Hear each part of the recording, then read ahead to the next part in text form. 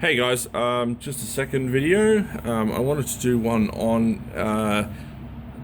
well, basically two things, just to show you the power supplies that I use at work, different features, why I use them, etc. And then just a basic diag video on your cabinet. If you've got a cabinet that's not running properly or not turning on or not doing this or not doing that, I'll just run through the basics of what to check. I was going to do this on a real cab, but the camera angles and stuff were going to be stupidly bad, so I just decided I'll just do it on my test bench here. That way you can see it all. Hopefully the camera works a little bit better this time. I've changed a couple of settings in it. So yeah. Now, which power supplies do I use? The most common one I use is your arcade style, which is this guy. This is a Ming Dong, is the brand. This is their new color. If you're wondering why it's a different color, they've just started their latest revision, is this light grey color. The old one was like a dark green, almost like a military green. So this is a Ming Dong. It outputs -5, which is useful for your older boards, for the sound section. +12, they all do that. +5, to limit about 15 amps. Not that I've ever wanted to do that out of a power supply. If you have a power supply and it's rated for 16 amps, you don't chuck something on it and draw 16 amps all the time. You get something that maybe is rated at 25 amps. That way you're not having the power supply working at the right high limit all the time. And then obviously, yeah, the +5, the frame ground, which is your earthing pin, and then your two AC pins down the bottom here. It is adjustable. The 5-volt rail is adjustable, which is very, very handy. That's why if you're going to choose a power supply, I'd recommend something like this for a beginner, or even in some of your high-end cabinets. I've got a pair of these in a Daytona Twin, obviously one supply on each side, and they happily run at about 10 amps. It draws on the 5-volt rail, and they're fine. I probably have 100 of these already in cabinets that I've replaced. So that's 100 of these going into the cabs, because power supplies die all the time. It's extremely common, especially here at work where I've got 166 machines. You know, I'll do 1 or 2 power supplies a week, easily. So yeah, so that's the Ming Dong. I call it like a classic arcade style. You know, you get your feet where you can screw it in, etc. Works great, simple. Not all of these supplies have -5, which is just something to note. So if you are buying it and you think you will use it, whether you use it or not, it's really probably not such a problem, but I would recommend getting one that does have it. That way, if you get stuck with an older board, you can run your -5 and everybody will be happy. So that's this guy. Okay, next guy is, everybody knows what an ATX power supply is, so I don't have to show that. This is a little breakout board. Basically, you plug the ATX power connector in here, and it gives you screw terminals out for all the voltages. Your power on button is here, and then you've got the 2 LEDs here. One is for standby, so that comes on when the power supply has got power but not turned on, and then the green one comes on when you actually press the button, like that. So yeah, so these are very handy. They're not too expensive. I thought they were like $9 US. You can put feet onto them. They've got holes in the corners. They're very well done. If you have a look at the tracks, they're quite beefy. So this works really well for converting an ATX power supply, because a lot of people have got a spare one lying around, into an easily attachable arcade unit. I don't use as many of these. The only disadvantage of these is there is no -5 volts. So if you're going to run older boards, this is not going to be the option for you. The 5-volt rail is not adjustable. It's just whatever the ATX power supply sets it to. So that's the bad things about this. The good thing is that, yeah, most people have got one lying around, so it's pretty easy to plug it in. I think these are $9 or $10 US. You can get them on eBay. Last time I looked, they were really, really expensive. And then we found a seller that was selling them for a lot cheaper, because I think we've got about a box of 50 of them. I keep them in stock. So that's that one. Next one, this is an industrial supply. As you can see, it's fan cooled. I am a fan of fan cooling. That was not actually a joke. So here you go. So you've got, it's rated at plus 5 is 15 amps. I think you can see it. It's got 3.3 volts as well, which is 15. I normally use this one for the Naomi's because you need 3.3. And then it's got plus 12, which is 6, and minus 5, which is 7. So this one supply here will do everything, basically. If you had one of these, you could run basically anything. You've got all the rails. You've got your 5, you got your 12, you got your minus 5, and 3.3. It's a QP-200-3A. I'm not sure if I'm getting a good picture there of the label. Now, on adjustments, one of the cool things is you've got 2 adjustments here. If I can get the little sticker that says the adjustments, is that going to focus on it? Yeah, so you've got plus 3.3 and plus 5 are adjustable on this. So this is a really handy supply. It's industrial, works really, really well. I've tested shitloads of them. But it costs somewhere between, I think, $70 to $100 Australian for the supply.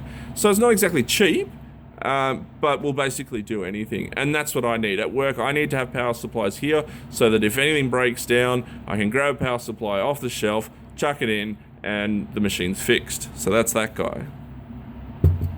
Next one. This is more of a beefed up industrial. It doesn't supply as much amps. It only has 5 volt adjust. So you've got your plus 5 and your plus 12. That's all you've got. So there's no minus 5. So if you want one that you're not going to be running older boards in, this one is not going to be suitable for that. But it's rated at 25 amps on plus 5. And 2.5 amps on, 15 amps on your plus 12. So that will run most boards. Again, I use this one in high amp situations. If you're going to be pulling more than 10 amps, I use this one on newer boards that don't have a minus 5. And it works great. Yeah, so that's this guy. Another important thing to note is if you are replacing a power supply in your cabinet, make sure that the voltage switches are on the right side. Some cabs use a step down from 240 to 110 for the whole cabinet, not just the chassis. So be careful that the power supply you've got is actually running on 240 and make sure that you select the right switch for the right size. I know that says 220, but it's fine for 240. So that guy's got one. All power supplies should have it. Let me have a look. Is this? No, this one doesn't. This is a dual voltage. So this will go from 100 to 240, which is another thing I like about it. There's no voltage switching. You just chuck it in. Everybody's happy. So that's another advantage of this guy as well.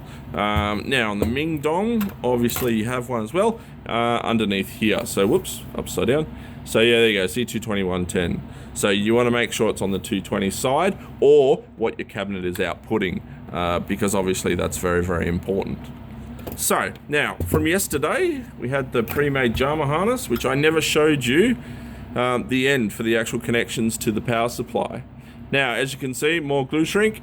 Basically, these are crimp terminals. The yellow ones for the big stuff, and then blues in the middle. Now, the reason I put heat shrink over them is for 2 reasons. The strain relief, as I mentioned in the previous video. Plus, I've seen a lot of people put a terminal, I'll use the right one, plus 5, which is always red. Well, I always make it red, should be. Now, I've seen a lot of people put forks in, put another fork on the other side, and then they end up touching and shorting out. So another good reason for putting the glue shrink on is obviously for insulation. So yeah, so you've got your 5 volts on there, so we'll just chuck him on. So he's in. Obviously you would tighten it up a bit more, but for now this is just, this is just a demo just to show you, so that we can lead into the next section. Your ground, which is black. Turn that in. Come on, in you go. Okay, this guy's going to be a little bit temperamental. There we go. So that's ground. Now you've got your second ground. Crikey, I should have made that zip tie a little bit longer. That probably would have been a bit helpful. So second ground goes in there. Now, it doesn't matter which ground you go to where because they're both ground. So that's all cool. So there you go. So you got 2 blacks, which are your grounds, 1 from each end of the connector, if you remember from my previous video. Actually, I'm gonna cut this zip tie off. I shouldn't have put it that low, that's just silly. That's really silly. Right, now we have plus 12, which is yellow. This is a blue terminal. The other 3 here are all yellow ones. So we'll just lift that up. Chuck him on there. Now minus 5. This loom does have minus 5, which I said I either use white or blue. White or blue is usually the same color for what's called an AT power supply. So your power supply is before ATX. So basically for your NX 286s, 3, 4s, 5, 6 Pentiums, till about the Pentium 2, Pentium 3 is where they changed over from an AT supply to an ATX supply. Now, why would you want to run an AT supply? Yes, they are older. I was lucky at home. I've got quite a few. I bought a whole heap brand new about a couple of years ago, and that's what I run at home. The main reason for that is they're fan cooled, which is great. They're enclosed, so there's no, if the cats get into your arcade machines, which they do on mine all the time, or the kids want to poke their fingers, there's no terminal. See, this one has to be protected because you can poke your fingers on the terminals. So, you know, that is an issue. The other cool thing is there is minus 5, and there's everything else. So you've got your plus 5, your plus 12. So also my test rig at home on my workbench, I run an ATX power supply on it. The supply is probably, what, 20, 25 years old now, and still going strong. Works on every board. I've never found a board that would never work with it, which is saying a lot. So that's an AT supply, not to be confused with ATX, which is obviously newer. So right, so you've got your voltages are all hooked up on there, as you can see. So that's all cool. Now I don't have a 240 volt lead pre-prepared for this video, so what I'll do is I will just show you. Multimeters, I love Flukes. They're good. This is a Fluke 115. The cool thing about this is it does 10 amps for current ratings. Not all Flukes do high current ratings, so just note that it's very, very useful, because if you think something's drawing too much power on an arcade board or whatever, you can plug this guy in and she'll do up to 10 amps. So it's really, really handy. It's got backlight on the screen, which I can show you. Oh, you can't see it very well, but yeah, it's got a backlight, which is cool. It's a cool feature. So basically, if you're going to start with your arcade machine that's not running, or is flaky, or it's not doing anything, go back to the basics of it. Basically, get your power supply. So we'll pretend that's in a machine. Turn your cabinet on. Set your multimeter to AC. Okay, so volts AC, which I've done there. Get your probes. And it doesn't matter which color you use on which. Put them on the 2 AC ones and make sure you're getting either 240 volts or around 240, or possibly 110. If your cabinet has had a conversion and the whole cabinet runs on 110, it could be 110. If it's not getting any voltage there on these 2 pins, then you're not getting power to the power supply, and that's why it's not working. If you do get a voltage there, great. Most power supplies have a LED in them. If the LED turns on, then obviously the power supply is getting something. It's not always a sure find, because I've had ones where the LEDs come on and the rails have been unstable. I've had them blink. I've had them do all sorts of weird stuff. But that's for starters. Make sure your AC is coming in, and then your power supply has actually got power.